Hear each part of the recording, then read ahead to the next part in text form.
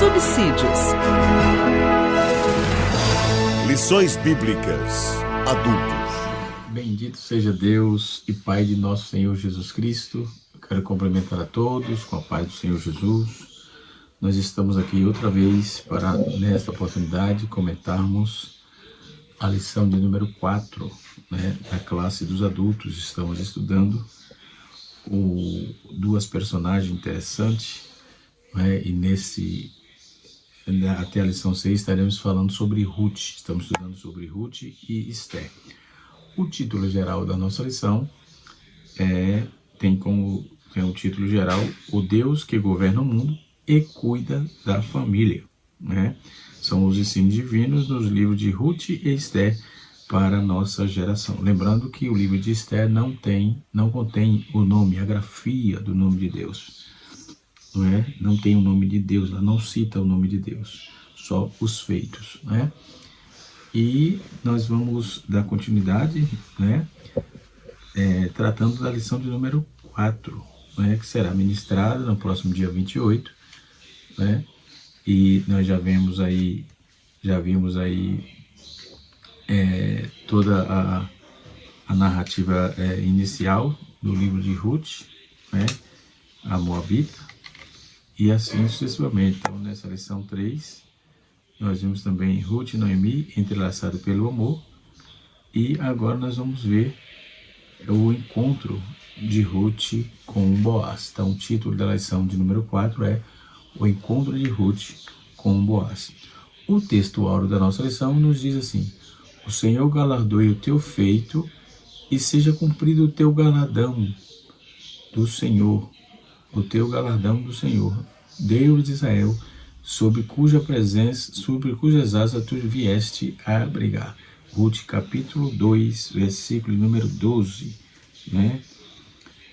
O Senhor retribui o teu feito. Ruth era diferente das trabalhadoras daquelas trincheiras lá, das estrangeiras contratadas, das estrangeiras que era contratada para trabalhar no campo. Ela era diferenciada, por isso que trouxe um certo destaque.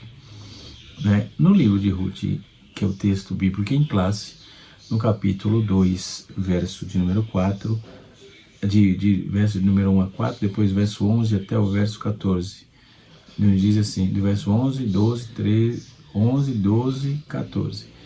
E tinha Noemi um parente de seu marido, houve homem valente e poderoso, de geração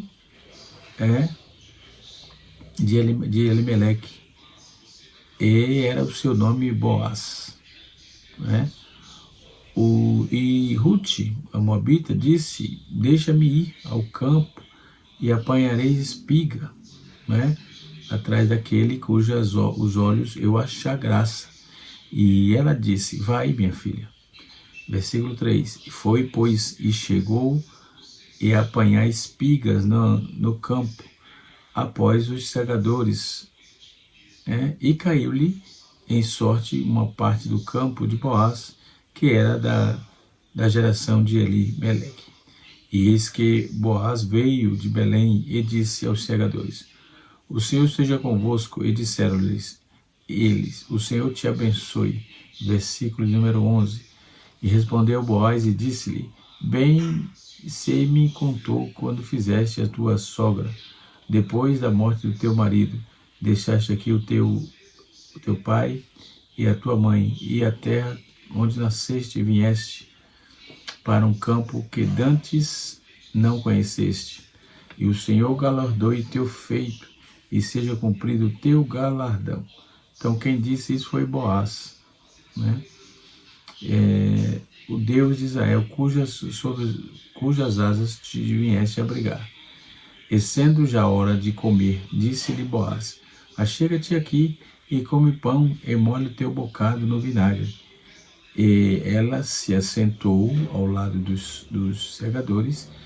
Ele deu o trigo tostado e comeu e se fartou, e ainda lhe sobrejou, ou seja, sobrou ainda do que deram para ela. Esse é o texto proposto aqui na nossa lição, ok? Quando vamos observar isso, que ela falou para Ruth, para Noemi, que iria para o campo buscar comida, e ela tinha Noemi um parente remidor, né, um parente do seu marido, e esse homem, essa palavra valente e poderoso aqui, fala da sua integridade e também da sua fazenda, né, dos bens que tinha, né?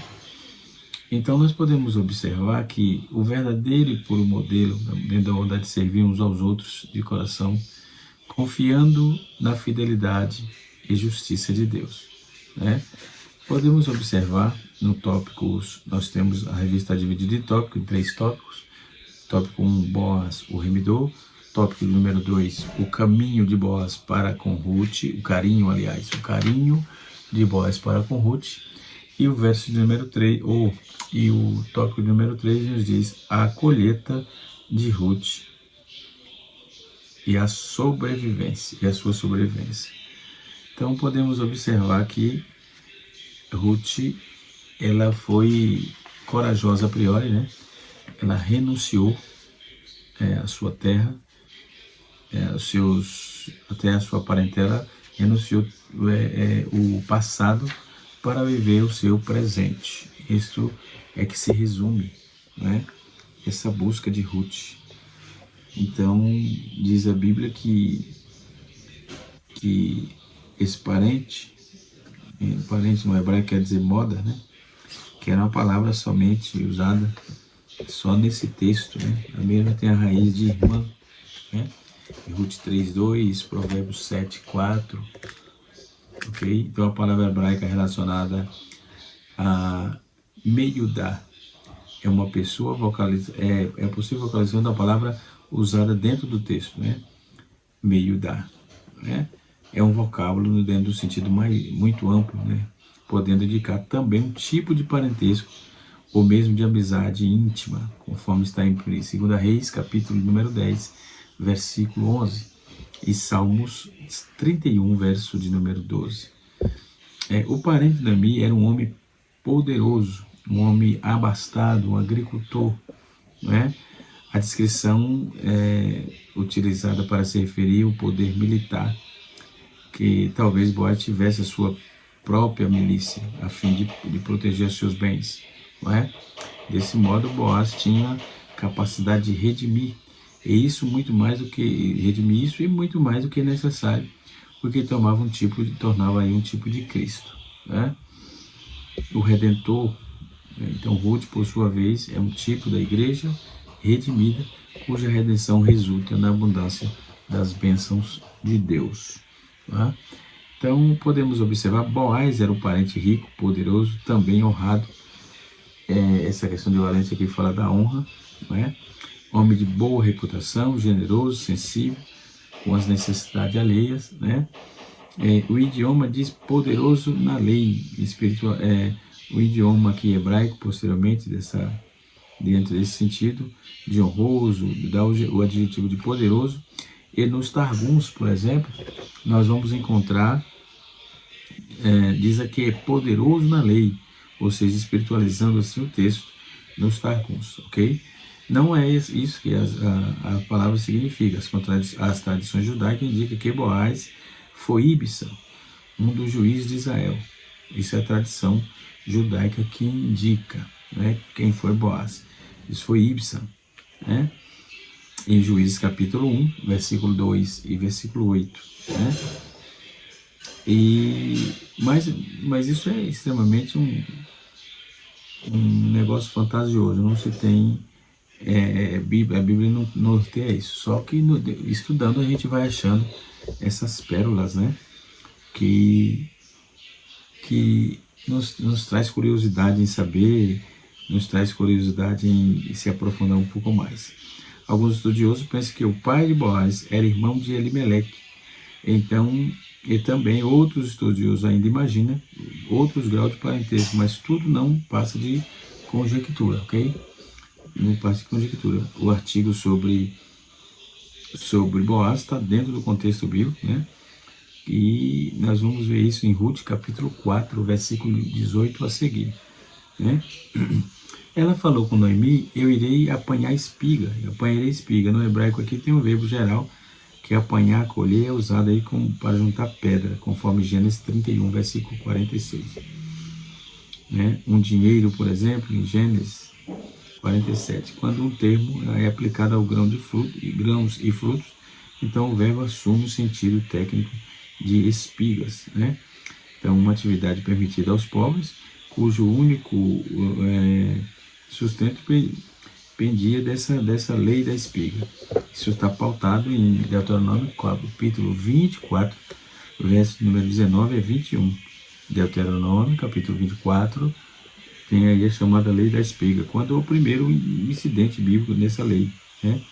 Quando da colheita os colhedores deixavam propositadamente alguns grãos e algumas frutas eram deixadas nas árvores frutíferas, com um propósito específico de permitir que os pobres fossem rabiscados, chamado também de rabisco da terra, ok? Que viesse aí transmitir ou terminar a colheita, né, a fim de respingarem, né, ou que fosse deixado. Ou seja, indivíduo mesquinho e pouco deixavam o respingar para os pobres, né? No caso não foi o caso de Boaz aqui. Então Ruth, quanto queixa do profeta contra a mesquinharia, né? Então Ruth, reduzida a uma abjeta pobreza, respingava a fim de poder sobreviver, né? A fim de poder sobreviver. É o que está no texto.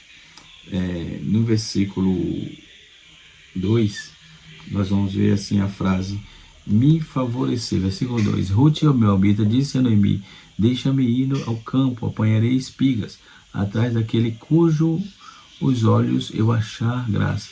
Ele vai, e ela disse: vai, minha filha, né?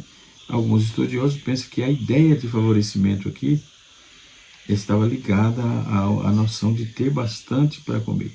Os proprietários de terra, que eram generosos, deixavam nada menos que a quarta parte do seu grão plantado para o uso dos pobres. Isso aí além das exigências da lei, né? Podemos ver. Então, o Russell Norman Champlin, no seu comentário, também trabalha em cima dessa proposta historiográfica, que diz que os proprietários de terra que eram generosos deixavam nada mais nada menos a quarta parte aí do que plantavam, né? Então parece-se que eu, a favor de Ruth, estava esperando ali, além da questão da respinga. Com sua capacidade de intuição, ela sabia que algum grande acontecimento estava prestes a ocorrer e ela precisava estar no lugar certo e no tempo certo, né? Então ela não sabia desse parentesco todo,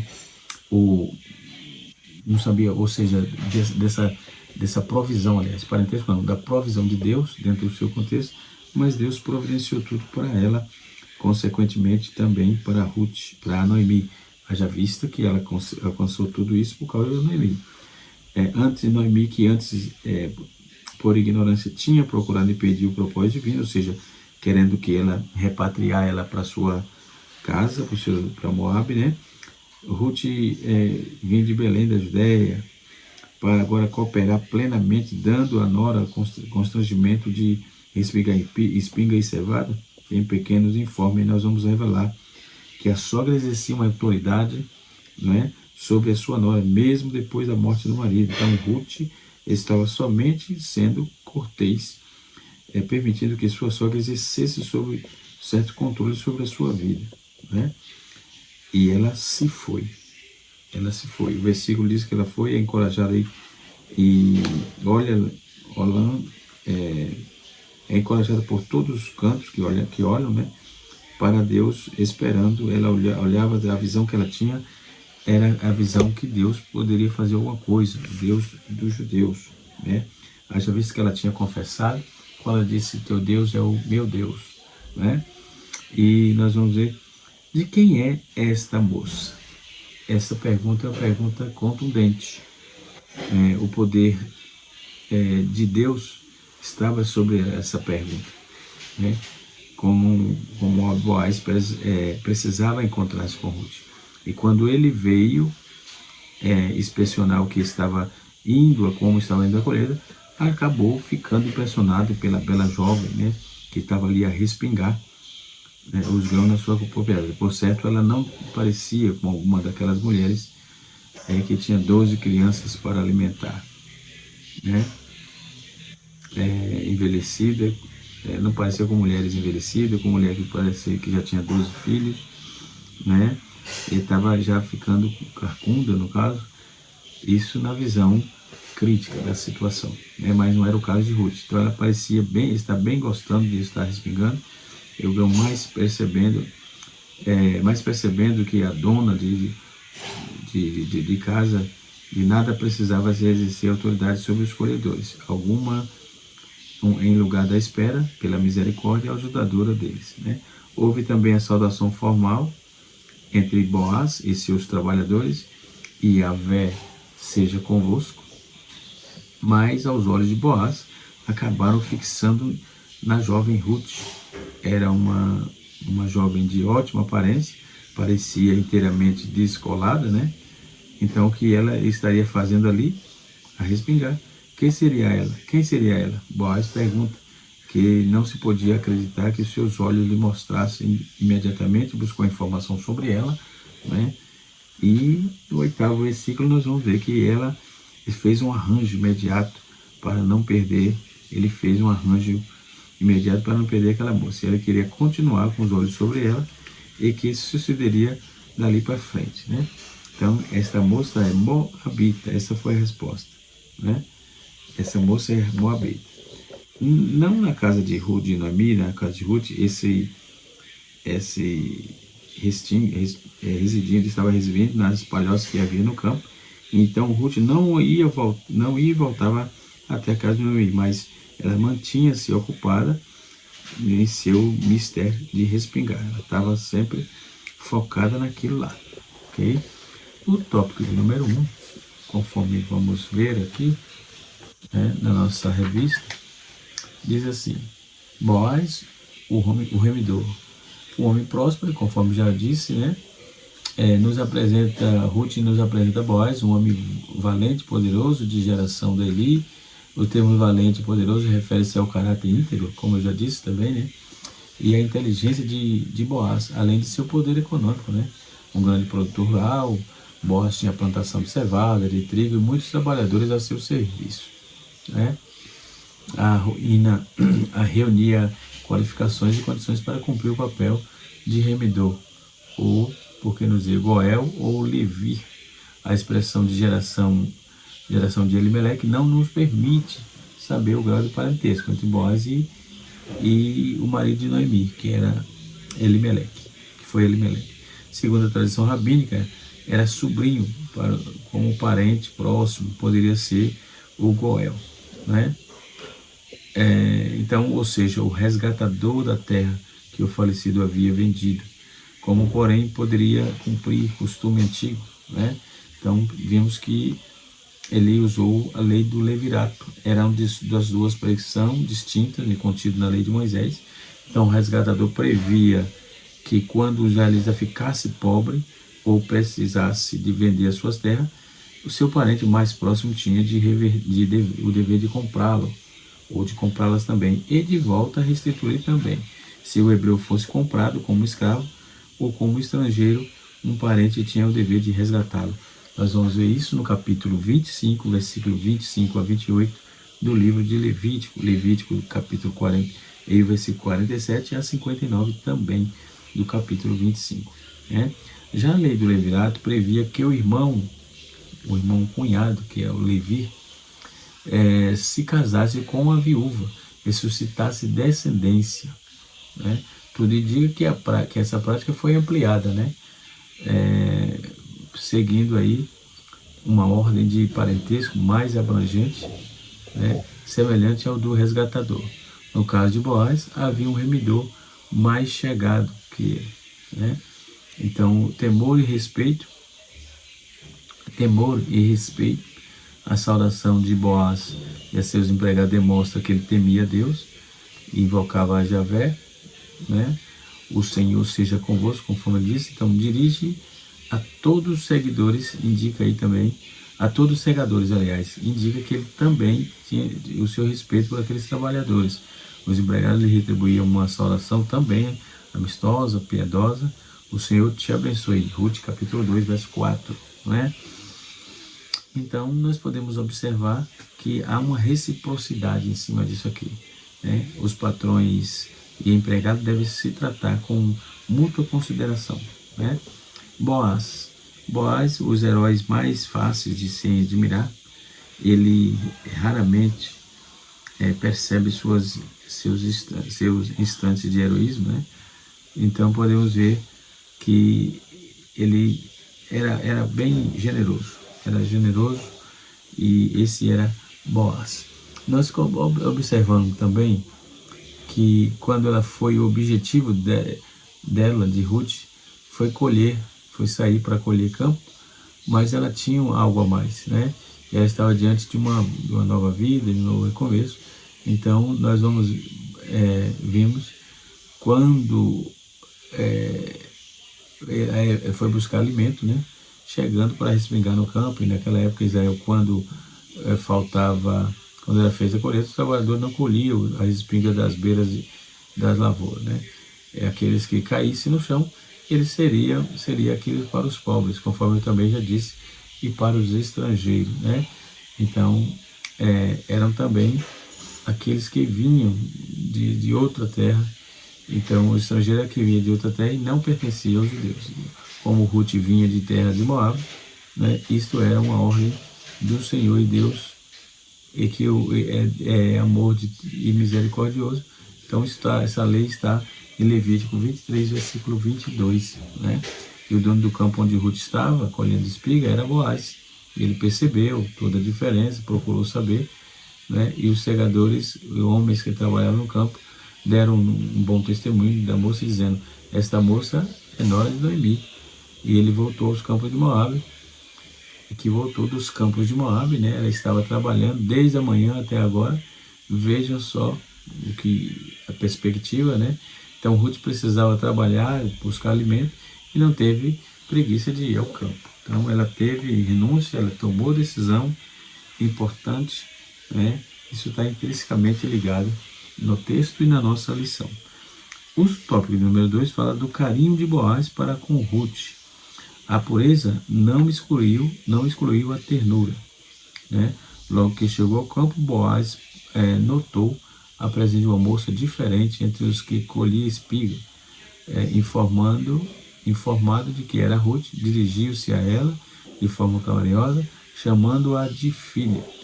Deu liberdade para continuar catando espiga em seu plantão. Ele assegurou que ela seria tratada com devido respeito.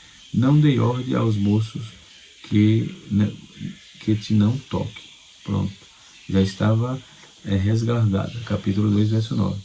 Boaz se preocupou com a segurança de Ruth e do assédio moral ou sexual que podia sofrer essas atitudes se houvesse atitude pecaminosa, né? Deus estava agindo naquela situação. Deus estava cuidando de tudo. A atitude de Boaz surpreendeu Ruth, como estrangeira e pobre, né? Certamente ela tinha receio de como seria tratada, e agia aí com educação e muita discrição. Então, impressionado com o gesto de Boaz, inclinou-se no chão de forma humilde e reconheceu ser indigna do tratamento que recebeu. Capítulo 2, verso de número 10, né, de Ruth. Boaz também era sensível e espiritual, né? Boaz simbolizava firmeza e moral, né, e sensibilidade, ternura e espiritualidade. Então o versículo chave do texto de Ruth é a declaração feita de Boaz, feita a ele, a Ruth, né? Que diz: Boaz tratou Ruth com ternura e respeito, né? No tópico de número 3, nós vamos encontrar a colheita de Ruth e a sua sobrevivência, né? A colheita de Ruth e sua sobrevivência. A bondade de Boaz, conforme vemos no versículo 8, o sexto sentido de Boaz agradou-lhe segredou-lhe que a presença de Ruth ali definitivamente representava alguma vantagem, embora ela ainda não soubesse dizer de que modo seria, mas assim sendo, falou diretamente com ela, encorajando a continuar trabalhando em seu campo, né? Então, por certo, ele percebeu alguma coisa. A moça que era moabita respondeu, o capataz lá dos trabalhadores, que ele estava viajando, que vinha viajando, né, para que fizesse um trabalho. Então, ele também tinha prestado aí atenção de Ruth. Eles estavam prestando atenção. Ela não estava ali desprovida de atenção, não. Eles estavam prestando atenção. E quando Boaz perguntou, pegou a informação, foi pegar a informação dela, o pessoal do campo já passou logo as informações, né? No versículo 11, nós vamos ver que ela inclinou seu rosto em terra e disse: tornaram-se largamente conhecida a história inteira nos atos históricos de Ruth, no tocante a Noemi, como não lhe tinha abandonado a sogra. Então, essa foi uma atitude muito consistente dela. Essa atitude dela não ter abandonado a sua sogra foi uma atitude muito consistente. Foi daí que a vitória dela chegou, né? Então, nós vamos observar aqui no tópico número 3, a lei da semeadura. É como a visão secular que produz a ilusão de que vivemos em um mundo dos homens, apartados de Deus e não afetados por Ele. Isto é o fruto de uma incredulidade crescente, né? Essa visão dualista, por exemplo, em nada condiz com as Escrituras, né? Com a realidade dos que confiam no Senhor, né? Boaz deu conselho a Ruth, né? Boaz fez jus, né? Como o texto diz que ele era um homem piedoso, né? Ruth decidiu servir a Deus de Israel em vez de Quemons, que era o deus dos amonitas, né? Cuja a adoração incluía sacrifício de crianças. Isso nós vamos ver em Números capítulo 21, versículo 29, 1 Reis capítulo 11, verso 7, 2 Reis 3, versículo 26 e 27. Agora ele começava a experimentar a mão invisível de Jeová, do Senhor, agindo de forma graciosa ao seu favor. A lei da semeadura funciona de forma integral. Ela não falta. Então, o que semeia, vai colher. Então, a lei da semeadura aqui está intrinsecamente dentro do texto. Não tem como fugir disso, né? Os acasos de Deus. Acaso, podemos perguntar assim, sim. Então, o primeiro sinal da ação de Deus foi a escolha, aparentemente aleatória, que Ruth fez, indo apanhar espiga no campo de Boaz. Para ela, era apenas uma casualidade, quando, na verdade, era um inequívoco ato de providência divina. Então, Deus tem o controle de tudo e age em favor dos que o amam. Então, quanto a Ruth, quando Ruth retornou para casa, ela contou que ele havia trabalhado. Noemi não escondeu a sua exultação, né? Capítulo 2, verso 20 do texto, em apreço, né? Diz assim: o que colheste hoje? Né? Foi a pergunta de Noemi, admirada com a prodigiosa quantidade de grãos espingados, né? Noemi quis saber de Ruth onde e de quem, né? Tão grande quantidade de trigo podia ser explicada por circunstâncias normais. Foi a resposta: o campo de Boaz, o próprio Boaz. Todas as bênçãos giravam em torno de Boaz por coincidência. Não era por coincidência, providência de Deus. O homem Boaz, que também era próximo de Noemi, no versículo 20 está escrito que todas as coisas estavam contribuindo juntamente para o bem, né? Muitas das bênçãos onde viria. Então o Senhor os concede ela de forma que a graça de Deus o abençoou. O Boaz era o benfeitor, o abençoador, né? O remidor. Boaz entrou nessa lista, né? E de fato foi o remidor da causa de Ruth, de Noemi, e consequentemente também Ruth, né? O resultado da colheita, alguns frutos de nossas ações são colhidos de imediato, outros levam algum tempo para aparecer. Pela forma graciosa como era tratada, Ruth colhia cereais em abundância diariamente nos campos de Boaz. A colheita garantia sua sobrevivência e de sua sogra. O trabalho árduo durou toda a estação entre março e abril daquele tempo, e colheu cevada de abril a junho, trigo, concluindo aí o trabalho, ficou com a sogra, né? Uma colheita ainda maior seria feita por ela em tempo oportuno, conforme está em Eclesiastes capítulo 3, versículo 1.